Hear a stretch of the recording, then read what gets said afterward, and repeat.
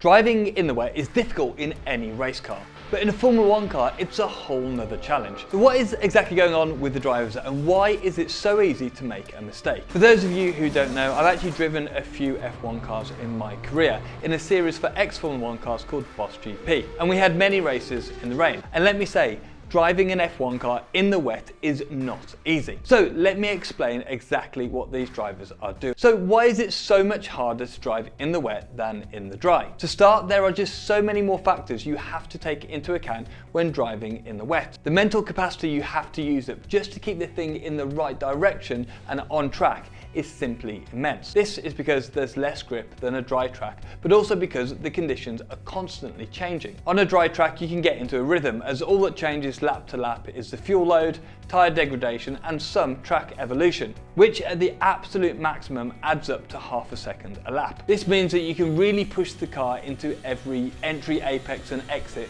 because you know how much grip the track is going to give you back, giving you that confidence that the car will stick. With experience, you don't really have to think about it that much. While in the wet, a braking point can change by tens of meters per lap. The amount of grip can change corner to corner, and wet patches and even puddles can appear. As a result, the driver can never be 100% sure they know what will meet them at the next corner. So you have to be much more aware of your surroundings and how they will affect the car. This puts a lot more mental strain on the driver and causes a different fatigue than in the dry. This is why you generally see more mistakes towards the end of the race, like Alex Albon's in Singapore. He went into turn A a little too quickly. The track didn't give him as much grip as he was expecting, and he clumsily slid into the barrier. And it's really easy to do. To make things even more difficult, the track conditions can be completely different depending on which part of it you're on. One part of the track could be much drier, while other parts might still be wet. And the grip levels will be completely different, and may even require different tyre compounds. Remember the Canadian Grand Prix qualifying this year?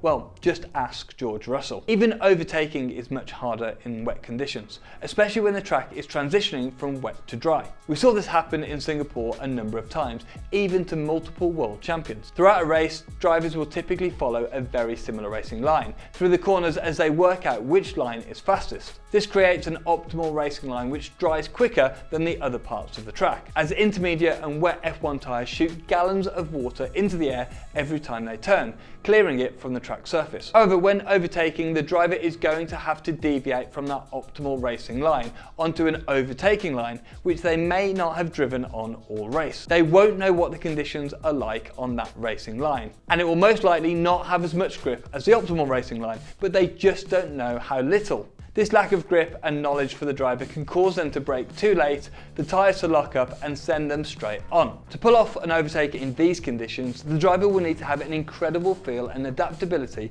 on the brake pedal to get it slowed down for each corner. You're essentially trying to overtake a car that really has 20 or 30% more grip than you do. And of course, that's incredibly difficult. That's why Max made his passes by blocking the other drivers, meaning he just had to be first to the apex and could compensate for the lower grip levels. So how exactly do you drive in the wet to get the most from the car? Let's take a look at each phase of cornering to dissect what the best drivers are doing. And first is the braking phase. Braking is the strongest force that you can put through a car. So there is a lot of time that you can lose or win in the braking zone. And in wet conditions, it's even more important. Due to the low grip conditions, you aren't able to put as much load into the front tyres before they lock up. So of course you have to brake earlier than on a dry track. The driver will have to judge how much pressure they can apply to the brakes as they approach the corner. And like I mentioned before, this changes lap to lap in wet conditions. And during this braking phase, the drivers will be applying a technique called threshold braking and trail braking. Threshold braking is when the driver brakes to the maximum load that can go through each of the 4 tyres, therefore decelerating the car as quickly as possible. If they go too hard, the tyres will lock up. If they go too soft on the brakes, they won't be using the maximum capacity. Then, as the driver begins to turn into the corner, they'll be using some of that tyre's grip for cornering, which means they have to release the brakes ever so slightly so they can give up some grip for turning rather than braking. And it's this intricate balance that shows the difference between the good drivers and the great ones. Once the drivers come down to the apex, they will be off the brakes completely, so all of the tyre's grip can be used for turning rather than deceleration or acceleration. But of course, none of that matters if you're not on the right racing line. This is part of racing in the wet, in which you might be intentionally doing the opposite to what you might do in the dry. And here's why. During a dry race weekend, the cars will be driving on a conventional racing line, continuously laying rubber down onto the track on the same patch. And this is why we get track evolution. There's more and more rubber being put down onto the track, and rubber on rubber is very sticky. However, when it rains, that previously grippy rubber actually becomes very slippery. So you'll see drivers actively going away from the traditional racing line to find other parts of the track that will give them more grip. And that's why you might see cars braking in the middle of the track or taking tight exit angles to help them find other parts that are grippier. Now, Singapore is a little bit different. It's a street track and there isn't as much rubber down on the circuit. The circuit isn't actually being used as a racetrack before that weekend, so you don't get the opportunity to build rubber on rubber. That's compared to somewhere like Silverstone that would be very tricky on a wet race weekend, as there's lots of rubber down into the track. However, Max Verstappen did this to great effect in Singapore as he was off the line in turn 3 and passed multiple cars using this technique. He was able to get on the throttle earlier as he was able to straighten the car earlier to get into the final phase of the corner earlier as well. So he gained that advantage down the following straight, which leads us nicely into throttle application. The final part of the corner in the wet can be the most important, especially when overtaking. With less grip available, it's much easier to cause wheel spin if the driver's too aggressive on the throttle, which will cause the car to oversteer, and they will likely have to get off the throttle to correct this, which in turn slows you down all the way down the following straight. So to combat this, they will need to have a more gentle application of the throttle and be nice and smooth with the pedal.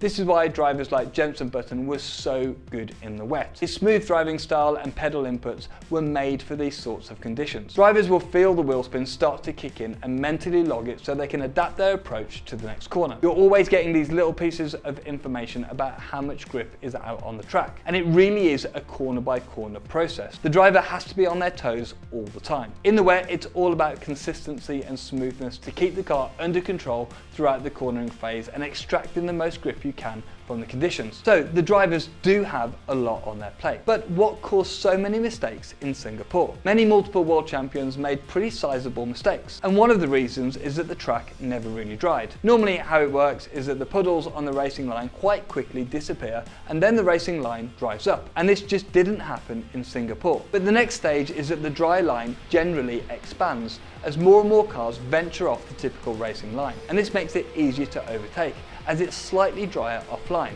and from there more and more of the track eventually dries. But in Singapore, drivers were trying to overtake on the wet stuff, which is so difficult. It's no wonder that they made mistakes. Did you notice that Aston Martin were running their Hungary spec wing in Singapore? Well, we made a video about this very unusual wing, so click here to see how it works. Thanks for watching, and I'll catch you in the next one.